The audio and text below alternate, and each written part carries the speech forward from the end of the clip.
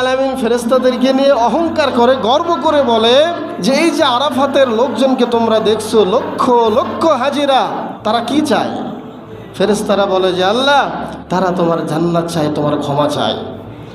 তখন আল্লাহ রাব্বুল আলামিন বলেন, হে আমার ফেরেশতারা, তারা তো আমাকে দেখে নাই, আমার জান্নাত দেখে নাই, তাহলে তারা কেমনে জান্নাত চায়? তোমরাই তো তাদেরকে সৃষ্টি করতে নিষেধ করেছিলে, বলেছিলে আল্লাহ মানুষকে সৃষ্টি করার দরকার নাই। দেখো দেখো আজকে আমার বান্দারা তাদের গুনাহ মাথায় নিয়ে আমার কাছে হাজির হয়েছে।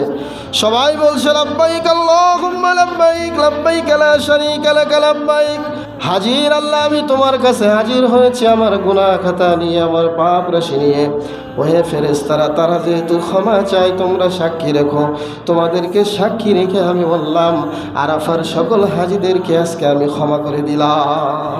সুবহানাল্লাহ। এভাবে আল্লাহ রাব্বুল আলামিন আরাফাতের দিনে